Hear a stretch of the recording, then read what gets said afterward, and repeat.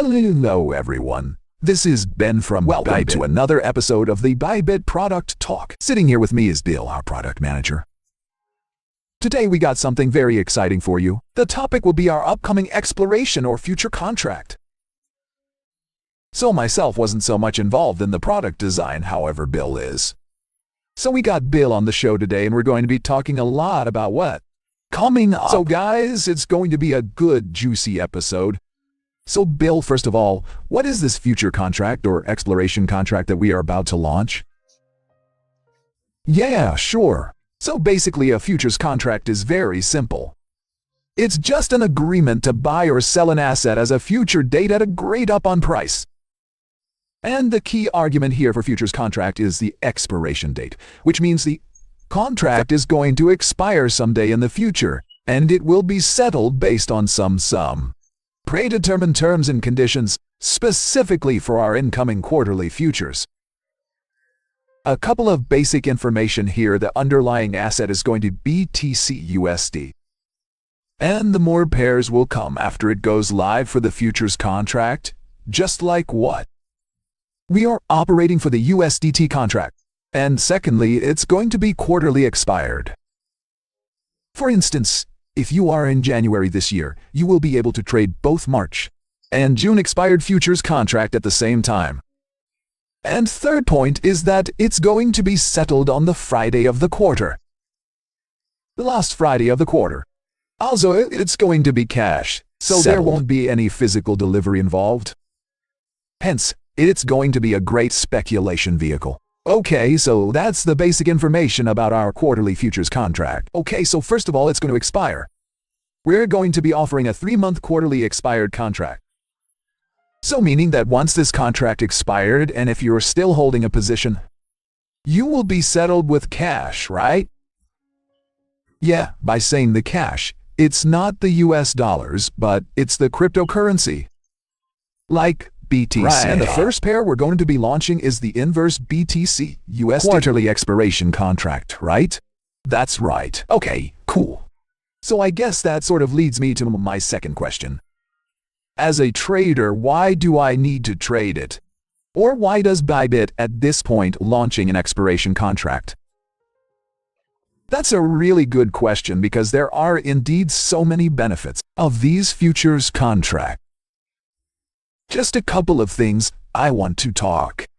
First of all, since futures contract is just so simple and straightforward, the underlying mechanism is less complicated compared to our perpetual contracts. It's a pure directional play, and all the factors that will determine the price of a futures contract is kind of very limited. So just a couple of things you need to consider. For example, like your cost of capital. Because there is a very little storage cost of Bitcoin. Not like other commodities like oil and gas. You need to find a place to store them. But in Bitcoin case, you could custode in Bitcoin fairly easily. It's very low cost. So if you have some lower cost of capital, which means you could borrow money easily, you will be more likely to find some risk-free arbitrage opportunities in this market. I think for many of the institutions out there, the futures contract is going to present a lot of unique opportunities that perpetual contract are not able to offer. Okay, I guess my next question would be, you explained a sort of a holistic view of why a future contract is needed. But as a trader, I'm used to pretty much trading a perpetual contract on Bybit. Why would I be trading a futures contract? What specific features do you have that is different than the perpetual? Yeah, sure. I think that's kind of like the topic of comparing the difference between X-ray futures and the perpetual contract. They're definitely very different by design. So for this new futures contract, there's no funding rate involved. Based on the mechanism of the perpetual, the funding rate is kind of like a real-time evaluation of the market sentiment, which is very hard to evaluate. There's a lot of uncertainty around it.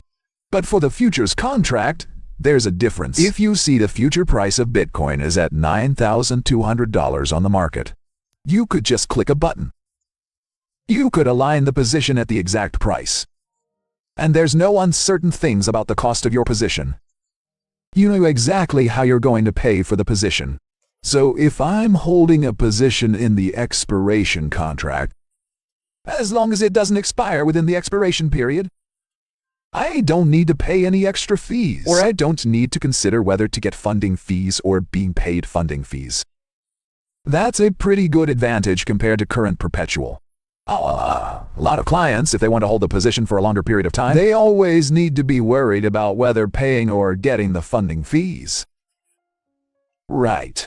But also for the funding fee, it's also just very uncertain. You don't know the vast majority of the market is going to vote on the long side or the short side. So it's very hard to determine if you are going to receive the funding or pay the funding. And this uncertainty really increases the difficulty of trading for many of the traders out there. But the futures contract doesn't have this problem. I think the liquidation mechanism is different, right? Can you talk a little bit about that? So if you are a trader of a futures contract in other markets, you will know for a futures contract, there's something called the basis of the futures contract. So what that means is basically a price gap between the spot asset price and the price in the future.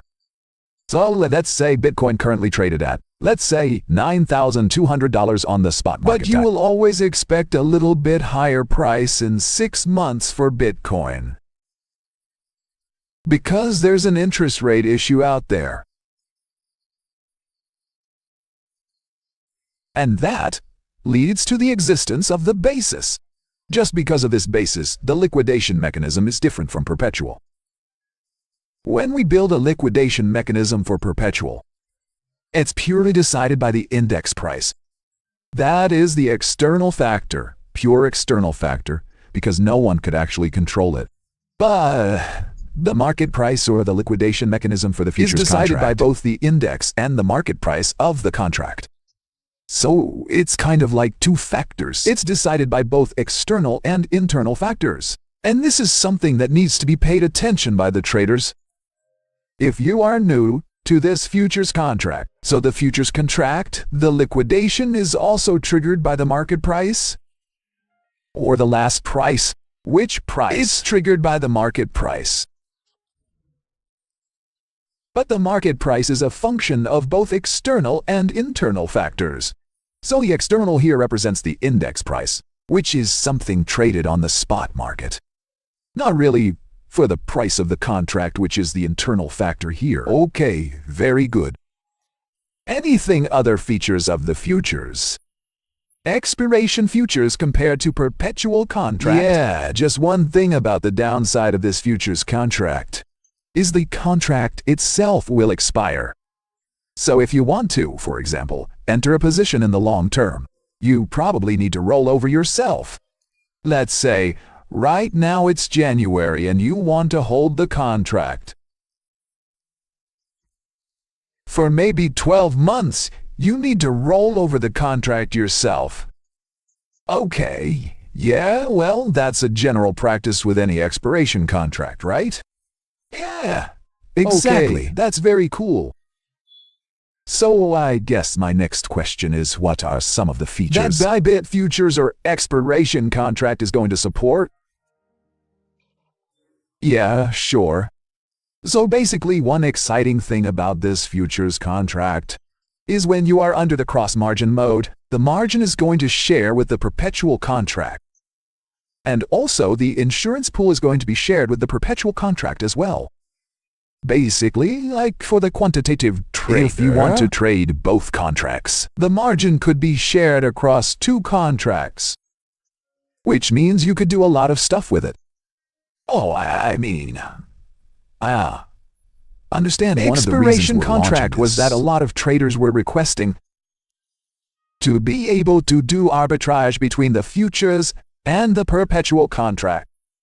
So when you're making this margin on cross-margin, basically you have a much better way to utilize all of your margins.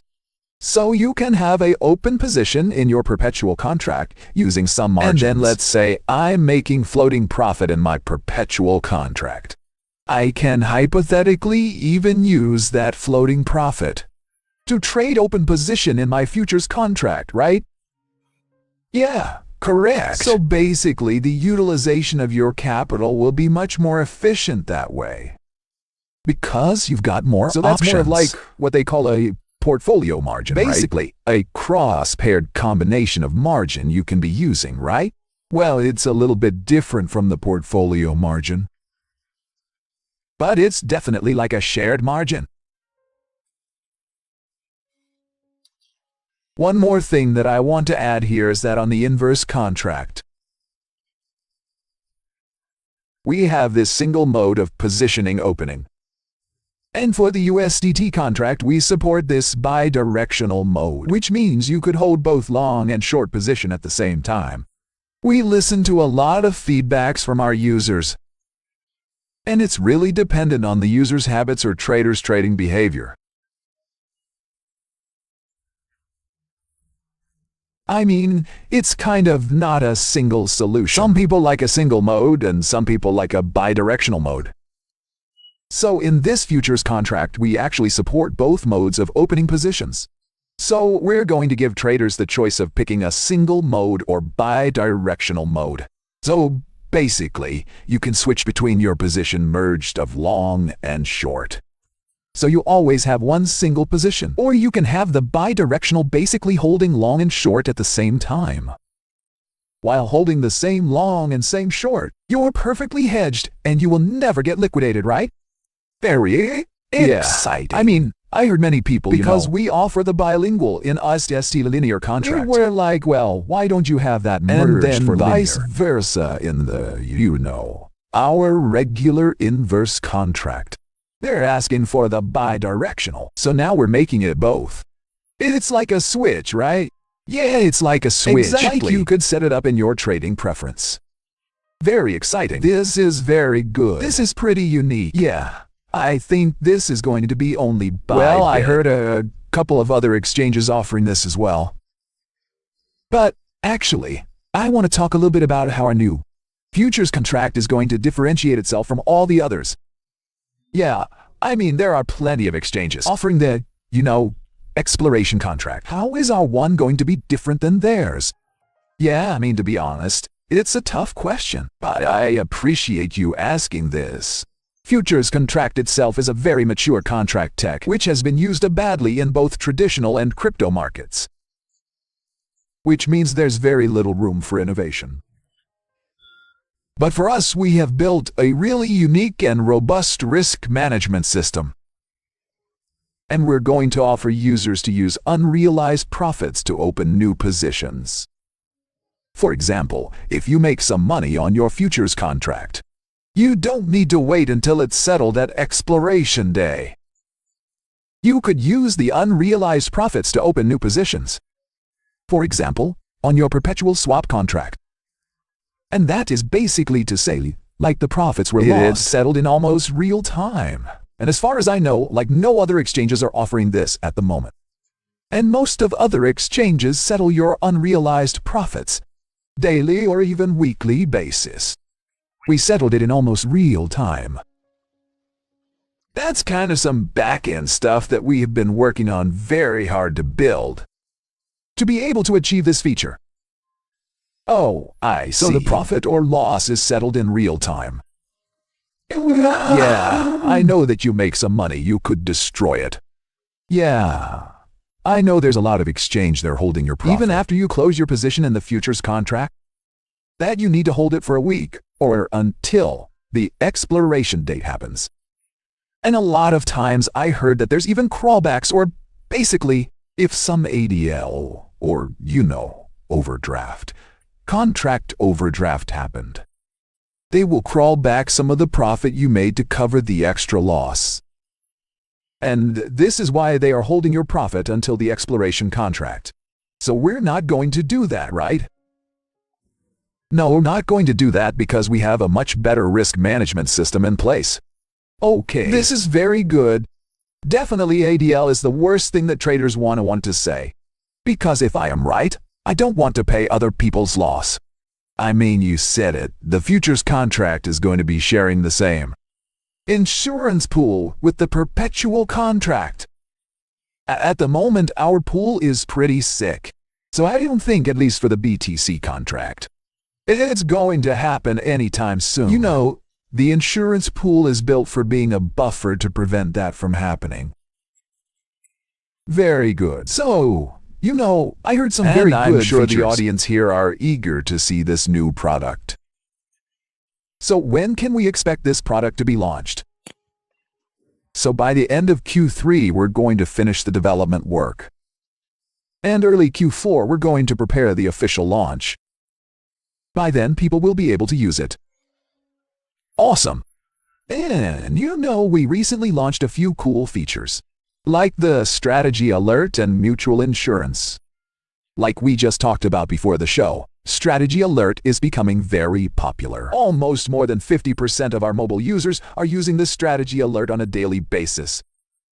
Are these cool features going to be supporting this new contract? Yeah, definitely. It's a way in the development work for people to be able to use the tools together with the new contract. Okay, alright, very cool. I guess the first launch will be the BTC inverse. And then after that, follow that will be, you know, the regular contract we have, Ethereum, Ripple, and all that, right? Yeah, correct. And also, we're going to have this USDT features contract as well in the future. Okay, very cool. This is very exciting.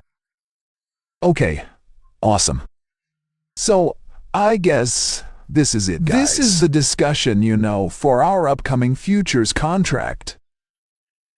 It's going to be a quarterly. We're going to be launching a, you know, BTC inverse USD quarterly exploration contract. You know, some really cool innovation features packed with it. I guess if you guys have more questions, you could join our next AMA with Bill here in our Bybit Telegram. So make sure you join that. Well, thank you guys for your time, and I hope you like this episode. Yeah, thank you guys. See you next time.